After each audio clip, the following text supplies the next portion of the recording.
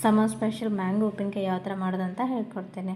First ಮ್ಯಾಂಗೋನ wash ಮಾಡ್ಕೊಂಡು ನೀಟಾಗಿ ಸಣ್ಣದಾಗಿ ಪೀಸ್ ಕಟ್ ಮಾಡ್ಕೋಬೇಕು. ಅದು ಡ್ರೈ ಆಗಿಂದ ಉಪ್ಪು ಮತ್ತು ಅರಿಶಿನ ಹಾಕಿ ಮಿಕ್ಸ್ ಮಾಡಿ ನೀವು ಒಂದು 2 ದಿನಕ್ಕೋಸ್ಕರ ನೆನೆ ಇಡ್ಬೋದು. ನಾನು 1 ಡೇ ಮಾತ್ರ ನೆನೆ ಇಟ್ಟಿರೋದು. ನೆನೆ ಇಟ್ಟಿದ ಮೇಲೆ ಇದು ಸ್ವಲ್ಪ ನೀರು ಬಿಡುತ್ತೆ. ಈ ಥರ ನೀರು ಬಿಟ್ಟಾಗಿಂದ ಅದನ್ನ ಸಪ್ರೇಟಾಗಿ ಮಾಡ್ಕೋಬೇಕು.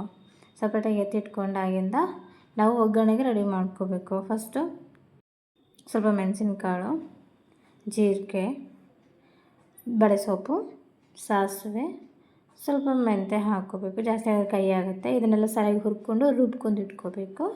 ನಂತರ ಈ ಕಡೆ ಬಾಣಲಿಗೆ ಆಯಿಲ್ ಹಾಕಿ ಜೀರಿಗೆ ಸಾಸಿವೆನ ಹಾಕ್ಕೋಬೇಕು. ಆ ರುಬ್ಕೊಂಡಿರುವಂಥ ಪೌಡರ್ ಏನಿದೆಯಲ್ಲ ಆ ಪೌಡರ್ನ ಸ್ವಲ್ಪ ಹಾಕಿ ಮಿಕ್ಸ್ ಮಾಡ್ಕೋಬೇಕು. ನಂತರ ಅರಿಶಿನ, ನಿಮ್ಗೆ ಎಷ್ಟು ಖಾರ ಬೇಕು ಅಷ್ಟು ಹಾಕ್ಕೋಬೋದು. ಆಮೇಲೆ ಬೆಳ್ಳುಳ್ಳಿ ಆಪ್ಷನಲ್ ಇರೋದು, ಬೇಕಿದ್ರೆ ಹಾಕ್ಕೋಬೋದು. ಇದನ್ನೆಲ್ಲ ಹಾಕಿದ ಮೇಲೆ ಆಯಿಲ್ ಆರಿರುತ್ತಲ್ಲ, ಅದು ಆರಿದ ಮೇಲೆ ಈ ಥರ ಮಾವಿನಕಾಯಿನ ಹಾಕಿ ನಾವು ಸರಿಯಾಗಿ ಮಿಕ್ಸ್ ಮಾಡ್ಕೋಬೇಕು. ಸೊ ಉಪ್ಪು ಎಷ್ಟು ಬೇಕಷ್ಟು ಹಾಕ್ಕೋಬೋದು. ನಂತರ ನೀವು ಉಪ್ಪಿನಕಾಯಿ ಜಾರಿಗೆ ಹಾಕ್ಕೋಬೋದು, ಇಲ್ಲಾಂದರೆ ಪ್ಲಾಸ್ಟಿಕ್ ಬಾಕ್ಸಿಗೆ ಹಾಕ್ಕೋಬೋದು. ಈ ಥರ ಹಾಕಿಂದ ಫರ್ಮೆಂಟ್ ಆಗುತ್ತಲ್ಲ, ಫರ್ಮೆಂಟ್ ಆಗಿಂದ ನಿಮಗೆ ಟೇಸ್ಟಿಯಾಗಿರೋ ಉಪ್ಪಿನಕಾಯಿ ಸಿಗುತ್ತೆ.